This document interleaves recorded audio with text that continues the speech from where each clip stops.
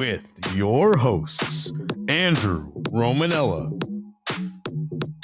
I legitimately watched the entire women's triathlon the other day. I gotta tell you, that was exhilarating stuff. But I was locked in because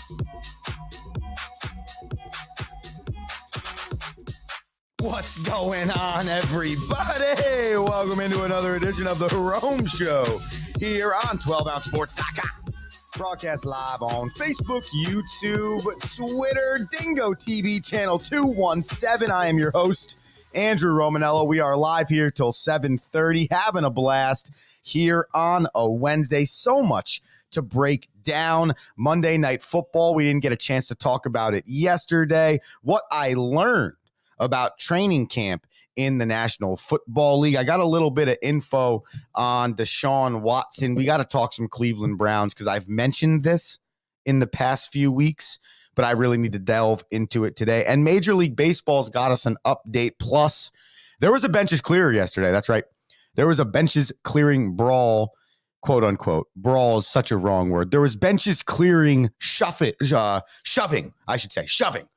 out of the bullpens and the dugouts for at the Phillies game. So we will break that down, plus your daily banana. Such a busy show here on a Wednesday. Andrew Romanella telling you to join us on social media, The Rome Show, Instagram, X, TikTok, Facebook, wherever you're following somebody on social media, you can follow The Rome Show 1. We also let the people know that you can comment live on the show. I think that could possibly be my favorite part about the Rome Show. Get on YouTube, get on 12ouncesports.com and comment live, and we can pop open that comment section and we can discuss all of the things. I want to start today on Wednesday. Today is September 11th.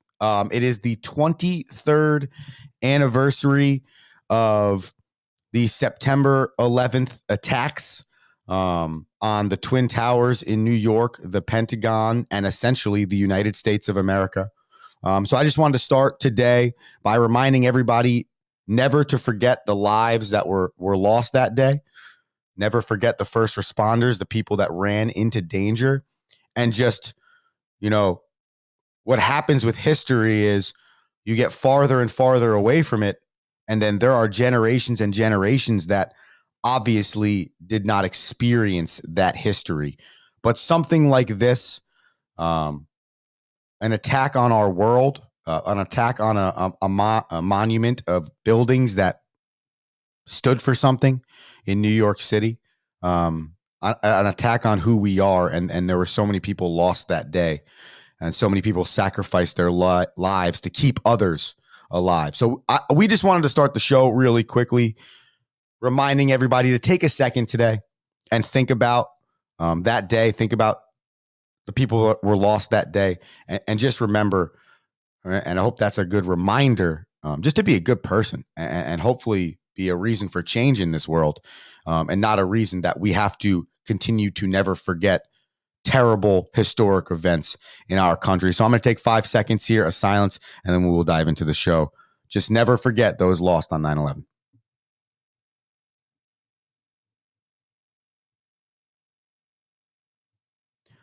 No easy way to transition out of that. So we're just going to do the best we can and talk New York Jets versus San Francisco 49ers. So on Monday night, first Monday Night Football game of the year, they pit up the team that lost in the Super Bowl last year, the Brock Purdy-led San Francisco 49ers, against what we thought was going to be the second year-led Aaron Rodgers Jets, but really it's the first year because Aaron Rodgers hadn't played football in 2 years, and the Jets got beat 32-19. So there was no Christian McCaffrey in this game, and some dude named Jordan Mason went off. Okay, Jordan Mason had 28 carries for 147 yards and 1 touchdown. And you're probably like, who the hell is Jordan Mason.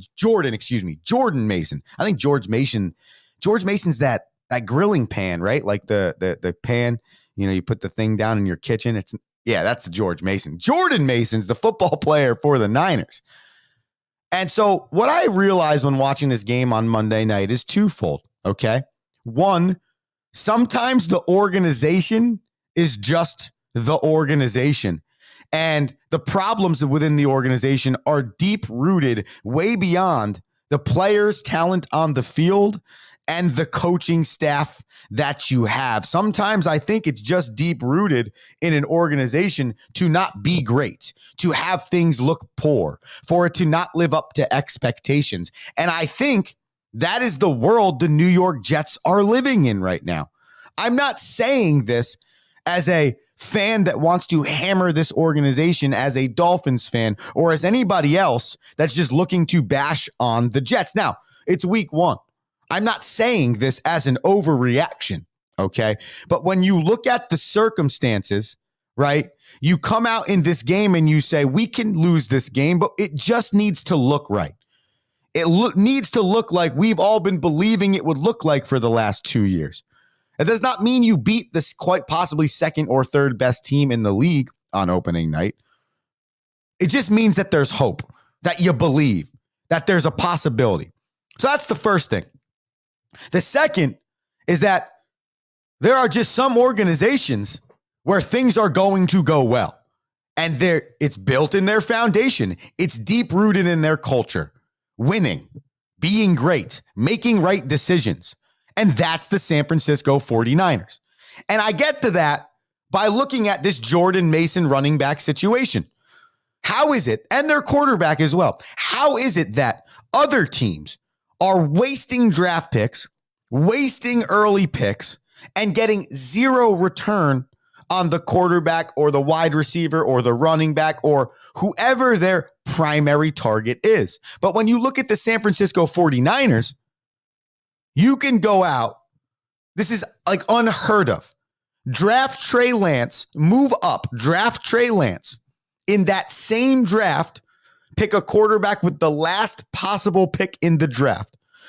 Realize that you were wrong on Trey Lance, but because you were so right on your 230th pick or whatever that Mr. Irrelevant pick is, that Brock Purdy was, you can actually recoup, trade Trey Lance, get something back for him, and it's not a complete waste of a pick.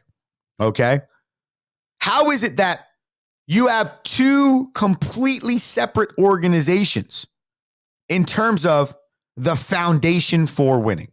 And that's what I realized on Monday night. That is just the world you're going to live in. Okay? And it takes a lot of effort to get out of it.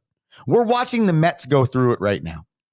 The Mets are oftentimes considered the organization that is like the Jets. It's the Mets. No matter what's going to happen, it's the Mets. Something's going to go wrong. Or this team's supposed to be so good, 32 games under 500. And it's like, how do we get Justin Verlander and Max Scherzer, spend this money? You look at your roster and you're like, man, this looks like it's a roster that should be able to be pretty good. No.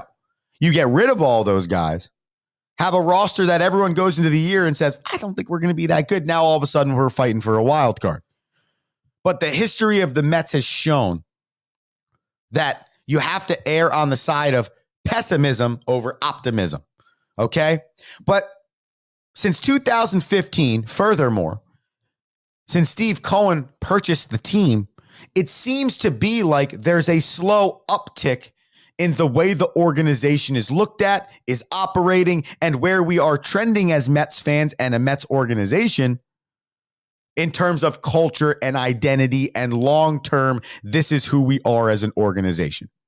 That happened a long time ago with the San Francisco 49ers. That happened with Joe Montana and Steve Young and having some of the greatest coaches, Bill Walsh, to ever exist in the National Football League. The 49ers have been this organization for 50 to 60 years. And even in the years where they were not that great, okay, they still somehow never fell as far as others always fall, okay? And that is the sign of a great organization. No matter what happens, you believe in the 49ers. No matter what goes on, you're like, they're going to figure it out. And you know what? They did. Lynch, Shanahan, 5-year deals. Everyone, that might have been 5-6 years ago now. And everyone's like, man, they must really believe in these guys. Hey, you know what? They do. And we should all start looking at the 49ers and saying, this is how we want our organization built. They clearly have found a way to sustain winning. And that is what you're looking for as an organization. So yeah, the 49ers would have some guy come out of left field, 2022 draft pick, like 4th round out of Georgia, and just go 28 carries for 147 and 1 TD. Yes, that would happen in that organization. Yes, they would find their starting quarterback to take them to a Super Bowl in year 2 as the last pick in the draft. Yes, they would, because it's deep rooted in their foundation, right? And on the flip side, where we started this conversation, the New York Jets and others, the Jets are just the example because they were on Monday Night Football and they arguably traded for the best quarterback in the league at the time, have, based on statistics and numbers from last season, a top 7 defense in the league in all 3 phases. And you put those two things together with the offensive rookie of the year in Garrett Wilson, and you say, this team should be good. This team has what it takes. Then you start to look at the way the head coach makes decisions. Then you look at the fact that even though that guy's the greatest quarterback of all time, there's something a little off there, okay? Then you look at the fact that they trade for Hassan Reddick, and there's all these agreements in place, and now all of a sudden there's arguments and disturbance between the organization. And that doesn't even include the numerous amounts of draft picks spent and quarterbacks we anticipated for and 3-year head coaching tenures. Outside of 08 and 09, it has been a really long 40 years for Jets fans. There's not a lot of positive to look at. And that is deep rooted in their organization. That is a history of bad decisions. And Monday night, we got that exact thing. Week 1's going to show you what organizations and coaches and rooms have their ish together.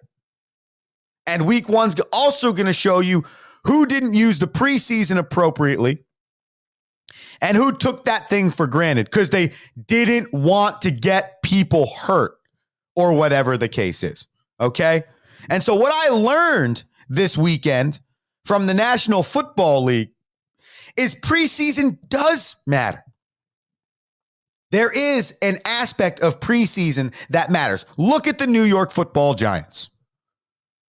How much did Daniel Jones and the number 1 offense play for the New York Football Giants? Not a lot.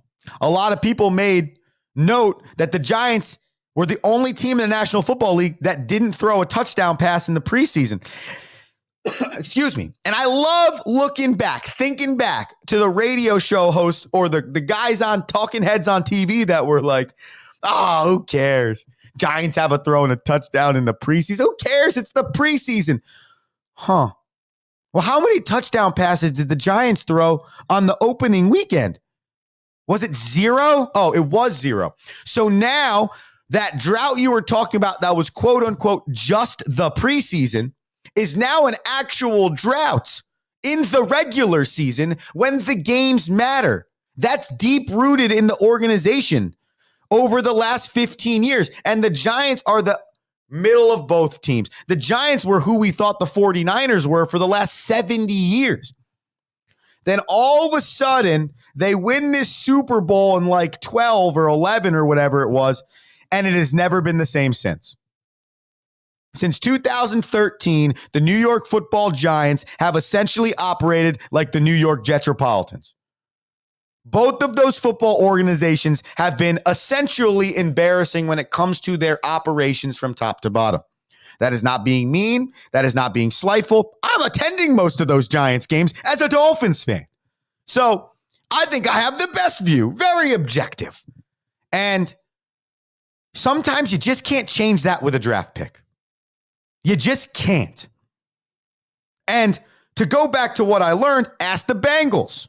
How'd that go for you? Jamar Chase sits out for the most part all off season, all training camp. The Bengals get beat. Bad game against what should be a bad Patriots team with Jacoby Brissett starting.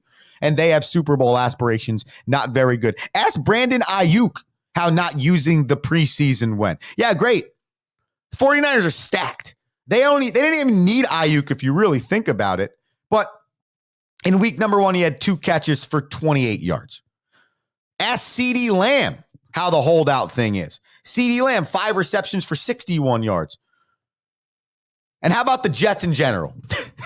How about the Jets in general? Because how much did we talk about the air? So we had Aaron Rodgers practicing last year because that was a smart idea. But we're not going to have him play in the preseason. Daniel Jones hasn't played since week 7 or whatever of the 2023 season, but we're going to hold him out of the preseason. Okay? So it is deep-rooted in organizations. I learned that this weekend. The preseason matters, and your organization is your organization culturally, and it is going to take time to change that for a team.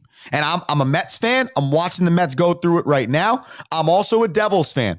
And in the National Hockey League, the Devils had a run from like 92 to 2005 where they were essentially the best organization in the league. And now the Devils have had a run from like 07 to now where they really have not been the best team in the league. And you just look at who was leading this organization when they were winning and who's leading it now. And that has now trickled all the way down to the players on the ice.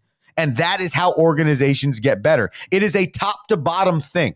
I had a podcast host I started my podcasting career with some 6 years ago now, Anthony Rinaldi. Shout out Dab Podcast. Shout out my guy A. Rinaldi. And Anthony used to say, a fish stinks from its head down. And that's essentially your example of a bad organization. When you look at an organization, you look at it from top to bottom. And if it stinks at the top, it's also going to stink at the bottom. And that is going to be a hard stench to get rid of over time, no matter the sport you are playing. Bills and Dolphins Thursday Night Football, which I'm really excited about. We will dive into that tomorrow. We're going to take a quick commercial break. When we get back from the commercial break, we need to talk Deshaun Watson because I have the information with which he was traded for, and some other interesting information just came out about Deshaun Watson. So the point we made early in the season, we might be making even quicker than we thought. The Rome Show here, 12ouncesports.com, Dingo TV channel 217. After this commercial break, we'll come back. Need tickets to that next event? Well, at 12 Ounce Sports, we've got them with soccer anywhere in the world. Tickets to any venue, any sport. Want to go to NCAA or NFL football matches? We've got them. Yeah. Baseball at every level. Every Power 5 matchup is available. Don't forget, costumes and paint are optional. What's that? You want to go to Broadway? We have those too. Want to jam out? Every concert, every artist. That's right. At 12 Ounce Sports, we've got the tickets for less. 12ozsports.com/tickets. That's 12ouncesports.com/tickets.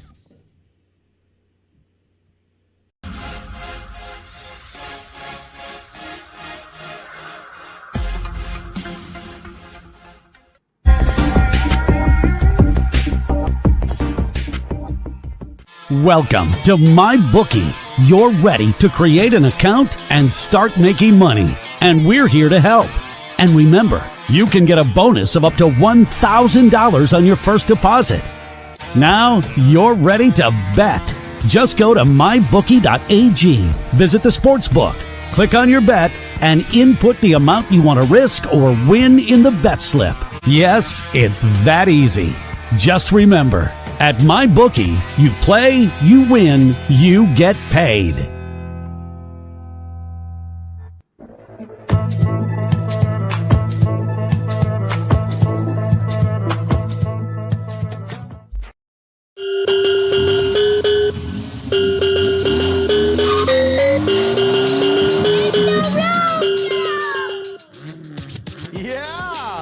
Show here at 12ouncesports.com, Bingo TV channel 217. I'm holding a mug right now up.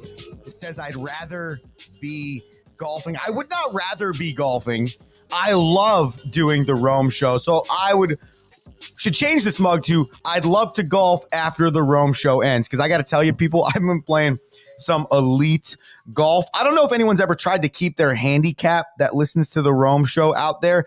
Over the last 2 years, I've been working on keeping my handicap in golf. And it's been pretty awesome. It's super difficult to play golf in its truest form. Like, don't take another shot, don't drop a ball. My dad and I truly do believe in when you're playing on some of these courses and it's like they just don't maintain an area, move your ball to grass. Like, please do not hit it off of a rock that shouldn't exist or some terrible grass area. We are all not Tiger Woods, even if we count our handicap. But either way, super challenging. Got it down to a 10.9, I think it is. Just under an 11, which is super awesome. So I got to tell you, could be my favorite game ever. Might have made a mistake in life playing baseball. I think golf could have been the calling, but that's a podcast for another day. Also joined a bowling league. Yes, my girlfriend and our friend / my assistant coach, Chris, we joined a bowling league Monday nights. Okay. Our team name is Holy Splits with a Z. Stupid team name when it came down to the actuality of bowling, because we got a lot of splits the other day. And I don't know if that was the bowling gods telling us that, like, we shouldn't have done that. But nonetheless, okay, we put together this bowling team. My girlfriend and I have been bowling for like a year together now. It's like our date night. And we got asked to join this league, supposed to be pretty cash, whatever. Well, it's cash, but like no bowling league's really casual unless you've been in a bowling league, because you're switching the lanes. You had to warm up. You're playing the team next to you. So it's not like casual in terms of like, let's bowl the ball and hope for the best score and whatever. You're like trying to beat the people next to you. It's wild. Awesome. But just know that your friendly neighborhood, the Rome Show host, Andrew Romanella, and his squad, the Holy Splits, is tied for the league average. That's right. Tied for the league average in Monday Maniac. So Monday night, 7 p.m. We'll probably have some Tuesday updates for you, not only just on football, but on the bowling league as well. Let's get into the Deshaun Watson real quick, because I read a story yesterday that Deshaun Watson is being charged, or I guess taken to court for another count of sexual assault from, I think it was like March or sometime in 2020, okay? Around the time period that Deshaun Watson was getting in trouble for his original masseuse escapades, is what I was going to say. Masseuse-capades, that's what we want to say. And so Deshaun Watson had 24 lawsuits brought against him in court during the original masseuse-capades in 2020. Now you add another one to the mix. I brought this up last week, maybe 2 weeks ago. The Browns kept a total of 4 quarterbacks on their roster. That told me that the Browns were not that confident in Deshaun Watson, okay? Because you do not pay a man $231 guaranteed million if you don't believe in him. You do not trade 6 picks, 3 picks with which were first-round picks, if you don't believe in your quarterback, okay? Deshaun Watson has played in 13 of a possible 35 games since being traded to the Cleveland Browns. And by the way, how's it going for Houston? How did it work out for the Houston Texans? So essentially, the Cleveland Browns have killed their organization for the next 5 to 7, 10, maybe even years because of this Deshaun Watson trade. Now, can we go back to the first part of the show? And if you missed any part of the show, Rome Show Podcast, wherever you get your podcast, I said organizations are either two things. That's what I learned over the weekend. They're either deep-rooted in greatness or they're deep-rooted in malfeasance, okay? And my example was the Jets and the 49ers, okay? Well, here's another example. Organizations that just get it wrong, that don't have the right process, that aren't doing things the right way, somehow, even when they make what believes to be on paper a great decision, it's not, and it don't work out. And that's the Browns right now. Deshaun Watson's not the answer. You're probably going to play Jameis Winston at some point this year. And also, it don't even look like Deshaun Watson's in it. He don't look motivated. He looks like he's got gloss over his eyes. I couldn't see how he could motivate anybody. If Deshaun Watson came to my 12U practice right now, I don't know if he would motivate those 12-year-olds. Seriously, that's not hyperbole. That's not hot take center. That's legitimately what it looks like watching television. Blank stare, what's going on? And it don't help that he's got a terrible offensive line, but again, deep-rooted in organizational issues. So Deshaun Watson single-handedly is going to kill the Cleveland Browns organization, and all the while, those draft picks have turned into CJ Stroud, a trade for Stephon Diggs, and the Houston Texans in the playoffs last year, and also trending towards being a really good team this year. I'm adding to stage a little bench clearer over the weekend between the Philly. Oh, and he is hit by that pitch, and Castellanos taking exception to that. And the home plate umpire Castellanos got the ball thrown at his ribs. Castellanos away. The Philly bench empties. And the bullpens will empty as well. Everybody on that infield. I love a good benches clearing brawl. Some pushing and shoving going on. That's all it is. Well, here it is. I mean, it's 100 essentially at the lower back. The situation beforehand was that Bryce Harper hit a double. I don't know if he did any excessive celebrations or not. That kind of looked like it was on purpose. But my point in bringing this up is, one, to show the people so they know what's going on in the sports world. But two, I'm tired of the baseball benches clearing thing. Okay? I think baseball should make a new rule. Okay? If you get plunked by somebody and you want to walk towards the mound, okay, it's an automatic timeout and you put 30 seconds on the clock. Those two are allowed to start punching or wrestling or whatever. They duke it out for a fight. They both get ejected. We move on with our lives. Because I cannot handle the fact that we're wasting time in a game that can sometimes already move boringly because these idiots, I'm sorry, there's no other way I can put it. I get getting plunked is annoying. So either go out there and punch the guy in the face or run to first base. But to slowly walk out so there's enough time for somebody to come and pretend to push you back. Bryce Harper had an open shot at the guy. So Bryce is going to leave second base to slowly walk to the mound.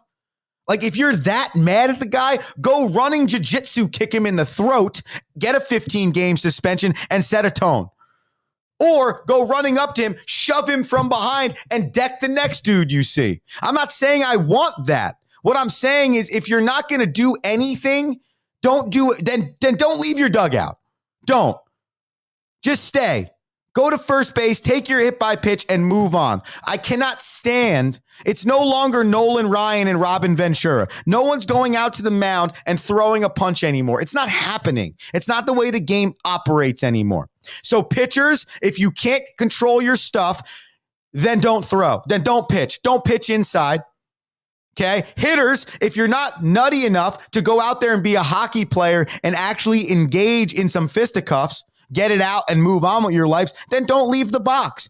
It's embarrassing. It's truthfully, actually, I think, worse for the sport. It's not fun. It's dumb. And when you watch that video, you're back. You're like, two of you dudes could have clocked this guy. Neither of you did. So neither of you really wanted to fight. So what did we really do here?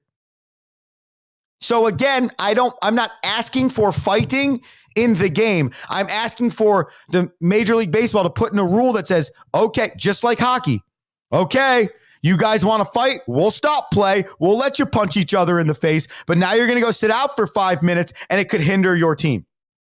And there's some unwritten rules there. Do the same thing in baseball. Oh, you step towards the mound after getting hit by a pitch, or you both chirp each other. Timeout, 15 on the clock. We got an MLB wrestle off, and they got to wrestle each other, and they're both out of the game. Because I can't watch this.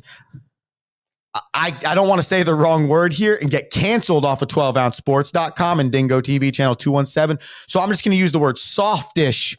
We're going to yell at each other and pretend like we want to fight. In Major League Baseball, we're going to hold our update for tomorrow. I'll get the standings for you. We'll break down where all the teams are. The Metsies got the Blue Jays tonight. They got knocked off the schneid on their 9-game winning streak. They're 2-2 in their last 4. Have to win every series from here on out. They hold the 3rd wild card spot. And it looks increasingly like the Red Sox have been buried and KC stayed afloat. So a lot happening in Major League Baseball. Let's make our picks and get the heck out of here.